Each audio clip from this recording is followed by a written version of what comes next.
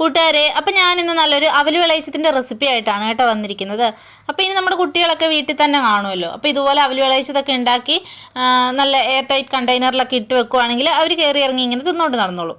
അപ്പോൾ ഇതെങ്ങനെ ഉണ്ടാക്കുന്നത് നമുക്ക് പെട്ടെന്നൊന്ന് നോക്കിയിട്ട് വരാവേ. അപ്പോൾ എൻ്റെ ചാനൽ ആദ്യമായിട്ട് കാണുന്ന ആരെങ്കിലും ഉണ്ടെങ്കിൽ എൻ്റെ വീഡിയോസൊക്കെ ഇഷ്ടപ്പെടുവാണെങ്കിൽ ഒന്ന് സബ്സ്ക്രൈബ് ചെയ്തേക്കണേ. പിന്നെ ലൈക്ക് ചെയ്യാനും ഷെയർ ചെയ്യാനും നിങ്ങളുടെ അഭിപ്രായങ്ങൾ കമൻസ് ആയിട്ട് പറയാനും ഒന്നും മറക്കല്ലേ. അപ്പോൾ നമുക്ക് ആദ്യം ഒരു ശർക്കരപ്പാനി തയ്യാറാക്കാം. അതിനായിട്ട് ഞാനൊരു 150 ഗ്രാം ശർക്കര എടുത്തിട്ടുണ്ട്. എന്നിട്ട് അതിലേക്ക് ഒരു അരക്കപ്പ് വെള്ളം ഒഴിച്ച് ആ ശർക്കര ഒന്ന് ഉരുക്കിയെടുക്കുന്നുണ്ട്. അപ്പോൾ ശർക്കര ഇവിടെ നല്ലപോലെ തന്നെ ഉരുക്കി വന്നിട്ടുണ്ട്. ഇനി ഈ ശർക്കര ഒന്ന് അരിച്ചെടുക്കണം. അതിലെ കല്ലോ കരടോ എന്തെങ്കിലുമൊക്കെ ഉണ്ടെങ്കിൽ ഒന്ന് പോകാൻ വേണ്ടിയിട്ടാണ്.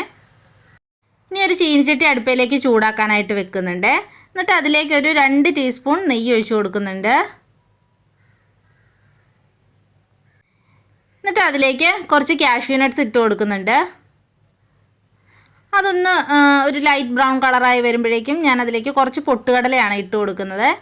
പിന്നെ കുറച്ച് ഉണക്കമുന്തിരിയും കൂടി ചേർത്ത് കൊടുക്കാം. എന്നിട്ട് ഇത് നല്ലപോലെ ഒന്ന് മൂപ്പിച്ചെടുക്കണം. ഇനി അതിലേക്കൊരു 2 ടീസ്പൂൺ എള്ളും കൂടി ചേർക്കുന്നുണ്ട്. കറുത്ത എള്ളാണ്.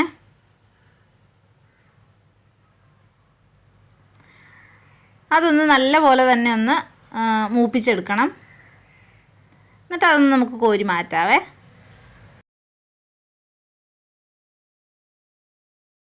ഇനി ഞാൻ അതേ ചീനിച്ചട്ടിയിലേക്ക് തന്നെ 1 ടീസ്പൂൺ നെയ്യ് ചേർത്ത് കൊടുക്കുന്നുണ്ട്.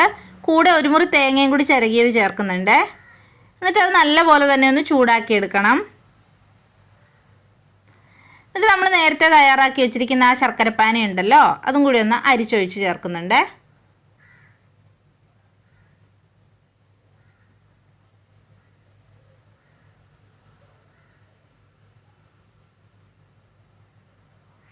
ഇപ്പോൾ ശർക്കരപ്പാനി മൊത്തമായിട്ട് അരിച്ച് ചേർത്തിട്ടുണ്ട്.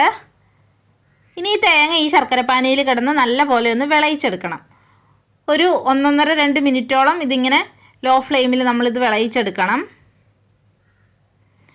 എന്നിട്ട് തേങ്ങ ഒരുപാട് ഡ്രൈ ആവാണ്ട് കുറച്ച് നനവുള്ളപ്പോൾ തന്നെ നമ്മൾ അതിലേക്ക് അവൽ ചേർത്ത് കൊടുക്കുന്നുണ്ട്. ഞാനിവിടെ മട്ട അരിയുടെ അവലാണ് ചേർത്ത് കൊടുക്കുന്നത്. 200 ഗ്രാമോളം ചേർത്ത് കൊടുക്കുന്നുണ്ട് കേട്ടോ. എന്നിട്ട് അതിലേക്ക് നല്ല പോലെ ഇട്ടൊന്ന് മിക്സ് ചെയ്തെടുത്തൊന്ന് നല്ല പോലെ ഡ്രൈ ആക്കി എടുക്കണം. ലോ ഫ്ലെയിമിൽ വെച്ചിട്ട് വേണം ഡ്രൈ ആക്കി എടുക്കാൻ. എന്നിട്ട് നമ്മൾ നേരത്തെ വറുത്ത് കോരി വെച്ചിരിക്കുന്ന ആ നട്ട്സും എള്ളും എല്ലാം കൂടി ചേർത്തൊന്ന് മിക്സ് ചെയ്തെടുക്കാം. ഈ ഒരു സമയത്ത് ഞാൻ ഇതിലേക്ക് ഒരു 1/2 ടീസ്പൂണോളം ഏലക്കാപ്പൊടിയും കൂടി ചേർത്ത് കൊടുക്കുന്നുണ്ട്. അത് ഞാൻ വീഡിയോ എടുക്കാൻ വിട്ടുപോയതാണ്. എന്നിട്ട് അതെല്ലാം കൂടി ചേർത്തിട്ട് നല്ല പോലെ മിക്സ് ചെയ്തെടുക്കാം. നല്ല ഡ്രൈ ആക്കി എടുത്തിട്ട് ഇതിപ്പോൾ ചൂടൊക്കെ ആറുമ്പോഴേക്കും ഒരു എയർ ടൈറ്റ് കണ്ടെയ്നറിലാക്കി വെച്ചിട്ടുണ്ടെങ്കിൽ നമുക്ക് കുറച്ച് ദിവസം യൂസ് ചെയ്യാനായിട്ട് പറ്റുമേ. അപ്പോൾ നമ്മുടെ അവൽ വിളയിച്ചത് ഇവിടെ റെഡി ആയിട്ടുണ്ട്. എല്ലാവരും ഉണ്ടാക്കി നോക്കിയിട്ട് അഭിപ്രായം പറയണേ. അപ്പോൾ വീണ്ടും നല്ലൊരു വീഡിയോ ആയിട്ട് കാണുന്നത് വരെ ബൈ.